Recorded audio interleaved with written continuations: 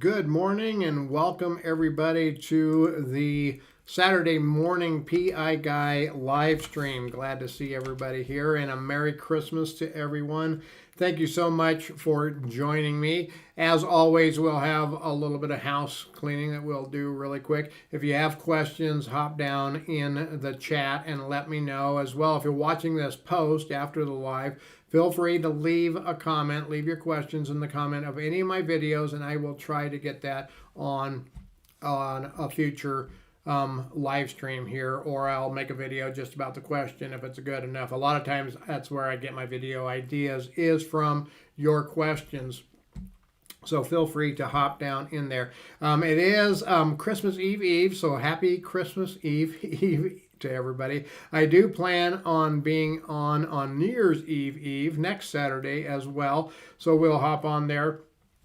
I wanted to ask everybody really quick. I see people starting to hop in here. I wanted to ask and see if you have ideas. You let me know what ideas for future videos you might have. Whether it's just a single topic or a broader area. One of the things I'm looking at possibly moving into, and I haven't made that decision yet, but I might start moving into some other things as far as more broader business related video help types of videos and stuff like that, as well as some tech stuff. And I don't know if I would do that on this channel or do that on a new channel, or exactly how that would occur. But let me know your thoughts on those things, or any that you think that I might be able to do here on the channel that might help entertain you and help educate you. And I'm willing to look at a lot of different things. So we're going to go ahead and we're going to hop into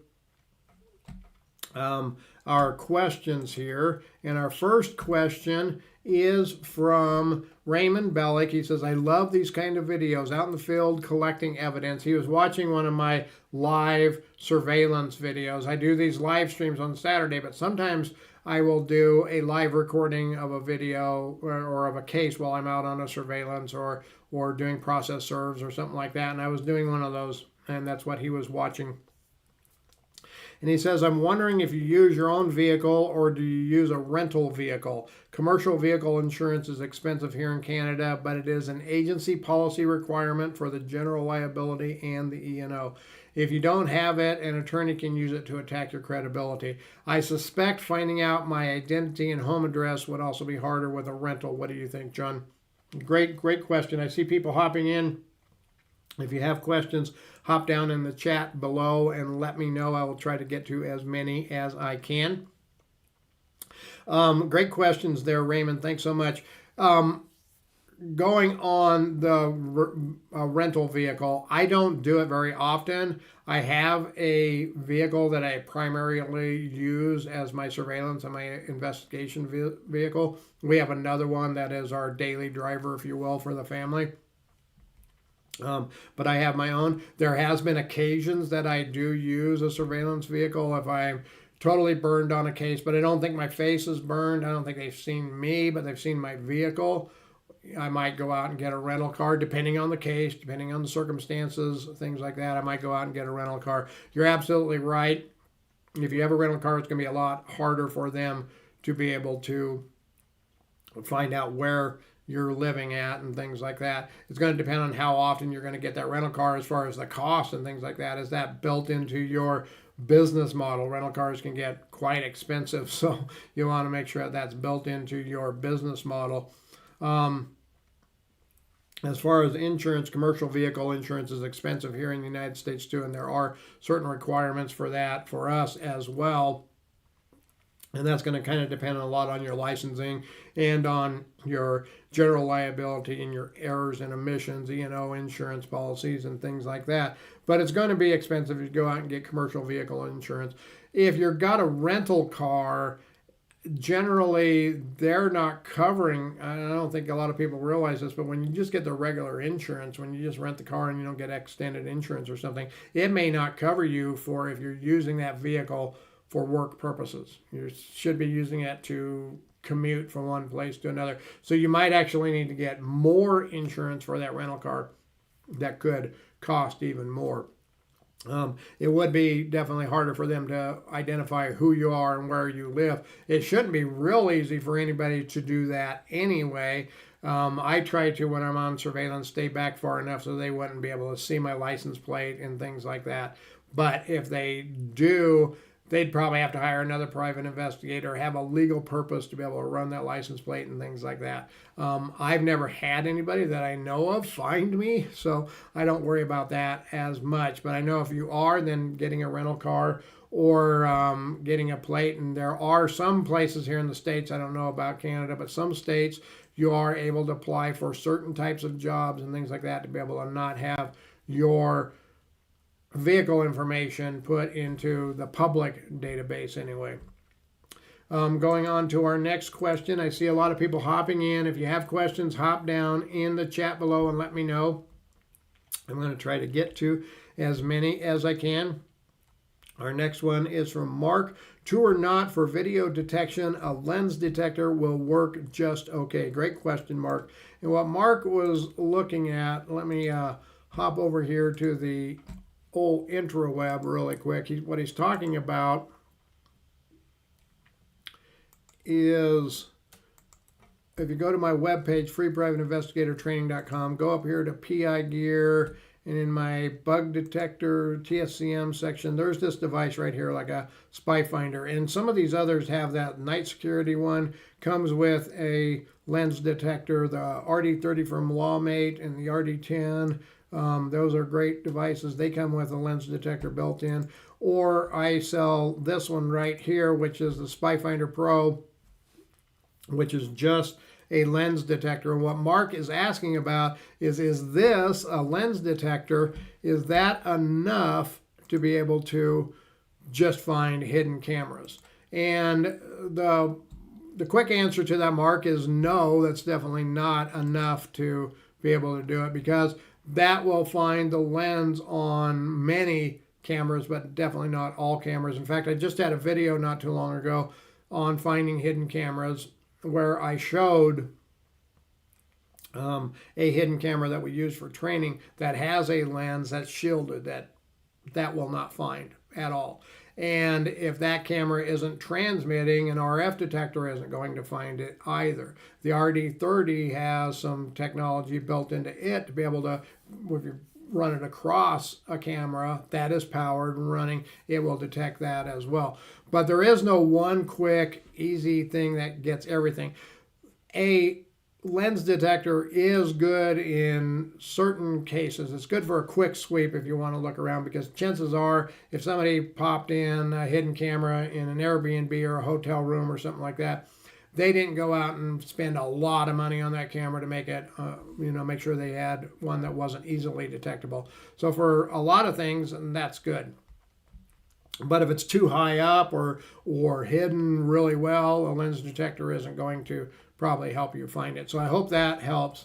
I see a lot of people hopping in. Go ahead and go down in the chat. Let me know your PI industry related questions. If you're watching this post again, go ahead and put it in the comments, and I will try to get that into a future video for you.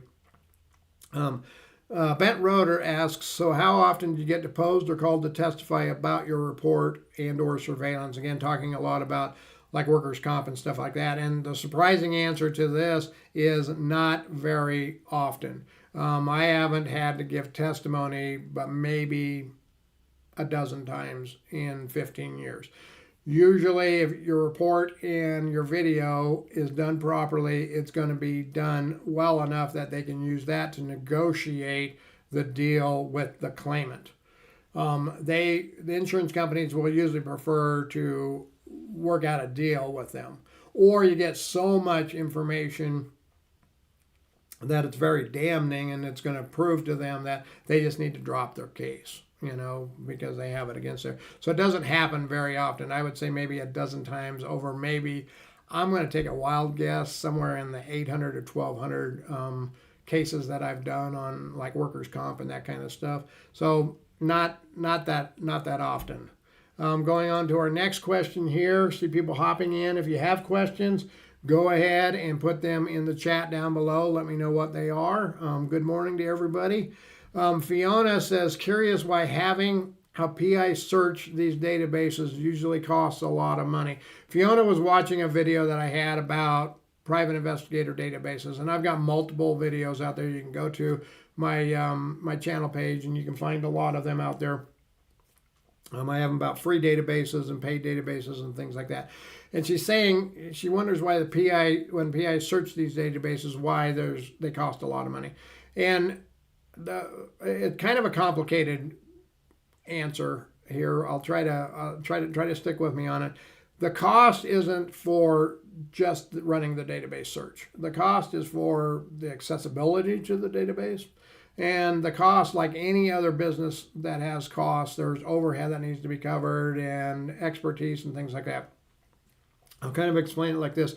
If you take your car to the mechanic and you need a new starter put on it, that starter, you might be able to go down to your local auto parts store and buy it for $90. That mechanic is going to buy a premium starter with certain value add to it, like a lifetime warranty and different things like that. Plus, they know where to get it. They know how to get it fast. They know how to make sure that it's the right one. So they're going to add a premium. They're going to charge you what's called list price. So you might be able to buy it for $90. They might be able to buy it for $75, but they're going to charge you $150 for it. And that's the value add in there for them getting that service and being able to have it. Plus, they have business expenses that they have to cover. They have rent, they have the lights, they have telephone, and all of that gets built into all of the fees for a private investigator, not just running a report. So when it comes to like the report, what I generally do, and I don't know how everyone does it, but like if you wanted a comprehensive background report on somebody, I'm going to run a comp report on multiple 2, 3, 4 or more databases. I'm going to get all that information. I'm going to sift through it. I'm going to find the pertinent information that you need. I'm going to cross-check it. I'm going to build you a custom report, and that's what you're going to get. So it's not just running that report. And nobody out there should be going on any of these databases like IDI Core, IRB, TLO, any of those, and just running a comp report and giving it to the client. First of all, that's against your EULA, your EULA, your end user license agreement. When you signed up for it, it said you wouldn't do that. You go in and get the information you need, and you provide that information to your client. But then you need to qualify that. You need to cross-reference that, check court records, do different things like that. So really the cost of that, I might go out and run a comp report that costs me $25 or $35. And I might charge you for a comprehensive report as a client $150, $250, depending on how deep I have to go. But that's how much time did I put into it? How much time did I spend deciphering all of the information, cross-referencing all the information, verifying the information, things like that. So I hope that kind of explains a lot of that. But a lot of what you're paying isn't as much like, well, they did a search and it cost them $2 on a database to do a search and they charged me $150. They also probably cross-referenced that, ran it in multiple databases, or hopefully they were, and they were coming up with multiple pinpoints for an address for somebody or a phone number or something like that. So I hope that answers that question. Our next question is here. See a lot of people hopping in. Go ahead and hop in the chat down below and let me know your PI related questions as well. You can go into any of my comments of any of my videos. That's where I get a lot of these that you see up here are from ones that are comments from videos or emails that I get.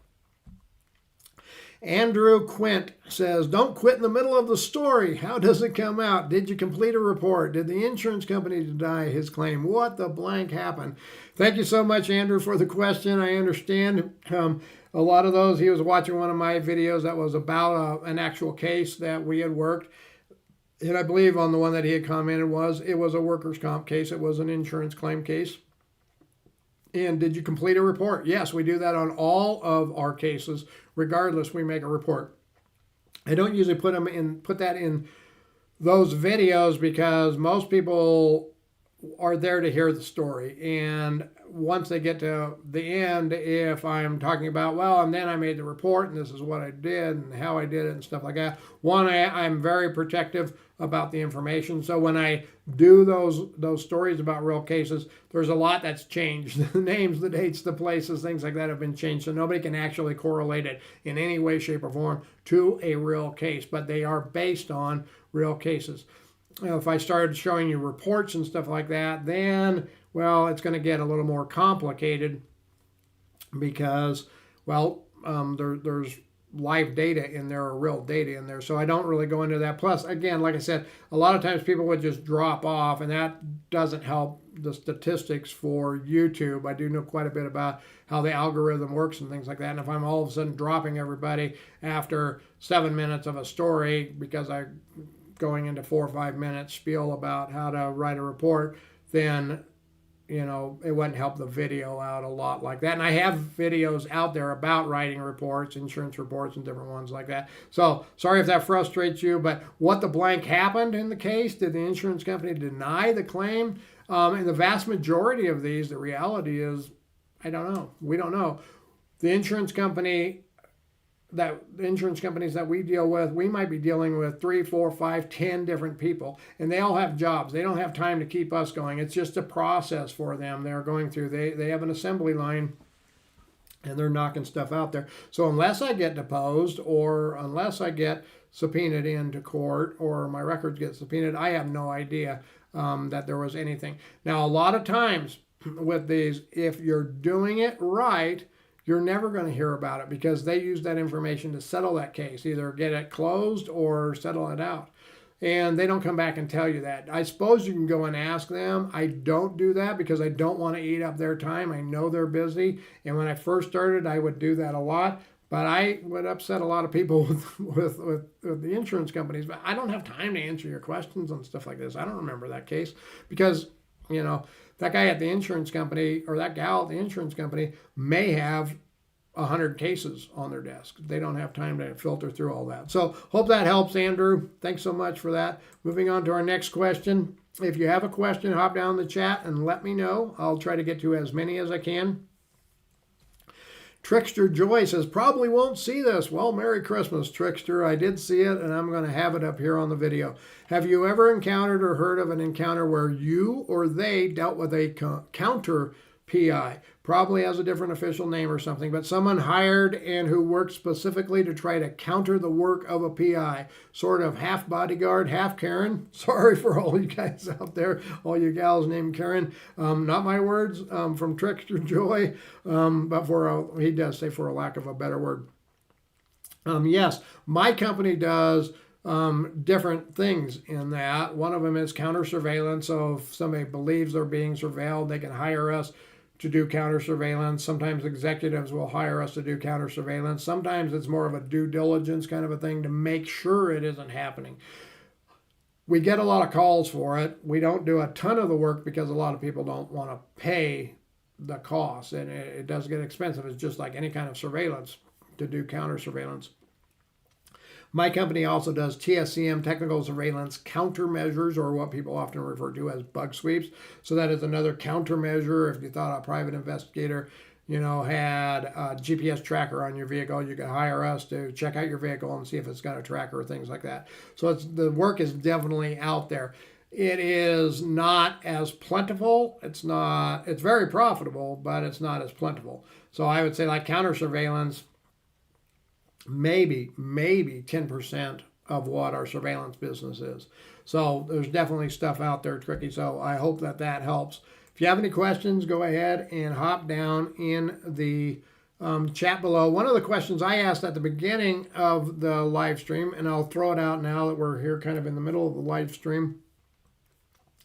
What do you want to see in future videos from the PI guy? And that's, individual topics for a video or, topical areas. I've been thinking about maybe doing some stuff more on general business, like how to do things, not just PI business. They would probably be related to PI business as well, but some general business things, as well as tech and different things like that. And I don't know, I'm just toying with the idea. I don't know if I would do it on this channel or another channel, but I'd like to get your thoughts on it. So let me know in the chat below or let me know in the comments.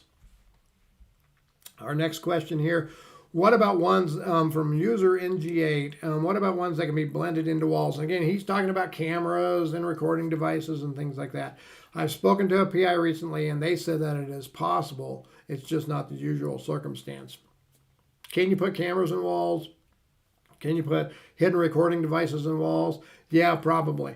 But a camera is still going to have a lens. It's still going to be visible. Remember that lens detector probably going to be able to be found with that. I have seen camera lenses as small as like the end of a pen. Usually they're going to be at least in a hole though, that's this size, because they've got to have some protection and different things like that around there. But you're usually going to be able to see something in a general wall like the one back behind me that you see. It would probably stand out in there. If it's a highly textured wall, might be a little easier. If it's got wallpaper or something, might be a little easier to hide. But usually it's going to be able to be detected like by a lens finder or an RF detector if it's transmitting. If it's not transmitting or it does have like a coated lens or something like that, then it's probably giving off a heat signature. So when we run the RF, the infrared, on it, we're probably going to find it then. And then we also have a nonlinear junction detector, which is a device that's looking for, well, nonlinear junctions. It can find most pieces of electronics, whether they are on or off, working or not working, transmitting or not transmitting.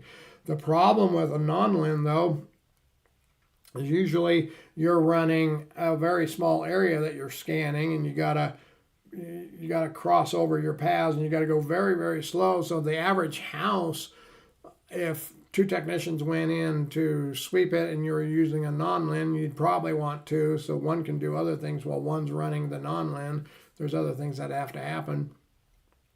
It would probably take a week to sweep an entire house, all the walls, all the floors, all the ceilings, all the surfaces.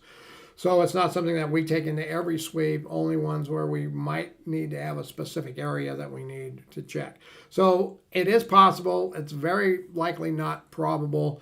Like what I often tell my clients when it comes to bug sweeps, with all the equipment that we have, we can probably find 90% or more of the bugs out there. That other 5% or so that we can't find, that probably means the KGB, the CIA, the IRS, something like that is watching. And I don't necessarily want to know about those. Now, I know people that love to go in and look for those higher tech things like that. So there are companies that do that. But my company doesn't necessarily focus on those as much.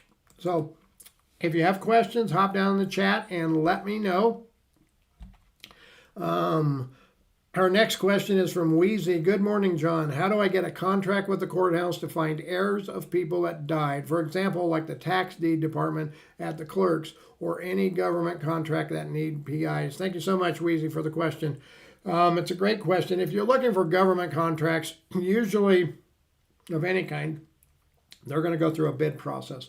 A lot of states will have outlines of how, whether it's municipalities or counties or courts or whatever, or the state themselves, of how they have to do the process to put that out there. So I would check with the state about the processes of how government contracts are handled in that state. You might also just call the county. Now, from my experience though, from your example here, looking at like tax deeds and stuff like that for somebody that might have died, the county probably has their own ways to do it. The county clerk's office is going to have access to a lot of the databases that private investigators have access to and things like that. So they're going to be able to do that. Plus, they may have their own investigators. Plus, if they're part of the county, they have a built-in investigation firm right there called the Sheriff's Department. So they have their own ways to be able to do that. So they may not necessarily be outsourcing that. But if they do, you can just call them and ask them what that process is. But generally, that process is going to be a bid process, and it's not going to be a per job bid. So if it was something like this, it would be like you're going to bid for all of these or a portion of these for a year or 2 years or 3 years or 5 years. And then they're going to take in all the bids and they're going to have a contract process and they're going to go into that. And then you're going to get them. And then when they get it, they're going to give you whatever portion you get. So you're going to have to bid that. So I hope that helps, Wheezy. Our next question comes from across the pond here from Carlin. I came upon your wonderful YouTube channel while investigating the best method for securing a PI. Wondering if you have any tips and tricks for sourcing a PI, specifically looking for one in London. Many thanks and very appreciative for the work you are putting out. Thank you so much, Carlin. And we're going to hop back over here to the old intraweb really quick. And I'll share this page with you, a couple of pages for you. The ABI is the Association of British Investigators. That's theabi.org.uk. Again, that's theabi.org.uk.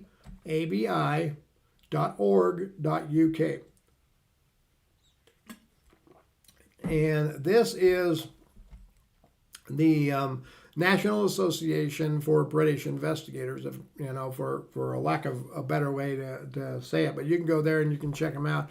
There is a way to be able to find an approved investigator. You can come right in here and you can, type in London and you can come here and say, well, we're looking for London surveillance investigators. And you can search the UK and then it's going to give you this. And I'll just scroll through, give a little bit of free publication publicity for some folks out there. ESA Risk Process Services Limited. I don't know any of these people. I'm not affiliated with any of these people. I don't know if they're any good.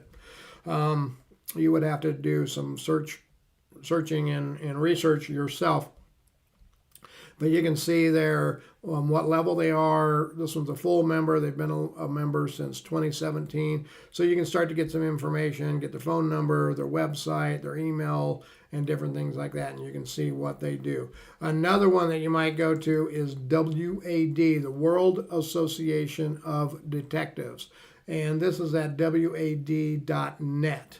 And you can go to there. You can learn a little bit about them on their About page, but you can also find an investigator on their web page. And again, lots of things that you can search by. You can search by their name, you can search by their city, their postal code, but you can also come in here and select the region. So I can go to the United Kingdom and I can search there. So either one of these associations would be great places for you to be able to go to and start looking for something like that. So I hope that helps, as well as just Googling and looking there. See a lot of people hopping in. We've got one more question here. If you have any questions, hop down in the chat and let me know. I'm going to try to get to as many as I can as well. If it's if it's after the production of the live stream, you can put it in any of the comments.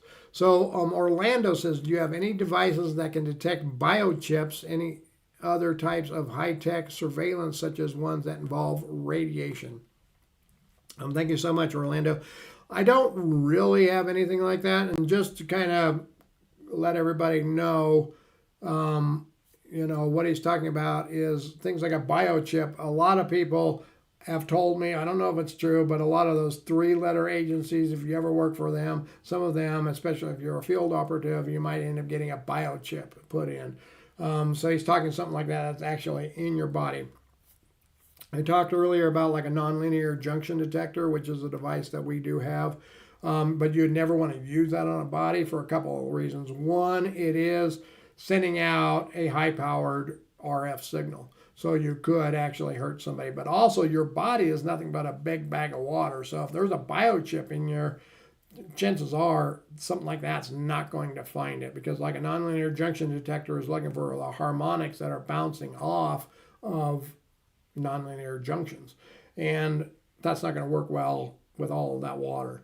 So not really a whole lot. Now, if you are talking about radioactive, like microwave, depending on the level that you're talking about and stuff, I'm going to hop back over to the intraweb here, back over to the official PI Guy webpage, freeprivateinvestigatortraining.com. Got the link right there. If If you go up here to the PI gear and you go to my TSCM bug detectors page, if I'm able to click on it properly. Oh, there. Nope, it didn't go there.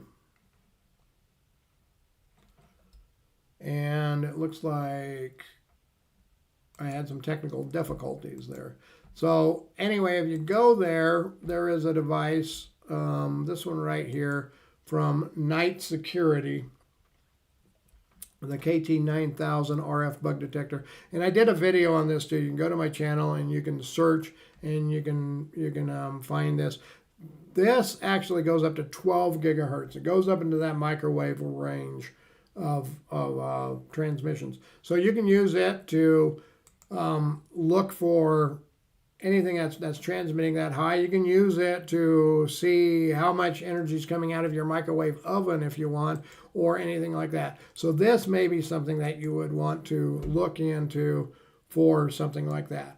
But other than that, I wouldn't really have anything. I'm sure there's devices out there that governments use and stuff like that, you know, in the spy business, the real spy business, state versus state, but nothing that I would actually have. So that is all the questions I have. Again, if you have any questions, hop down in the comments of this video or any of my videos and let me know. I will try to get them on a future live stream. And I wish everybody a Merry Christmas. I will be on next Saturday, on New Year's Eve, next Saturday at 9 a.m. I plan to be on. So I will see you all then. And until then, you have a great week. Thank you.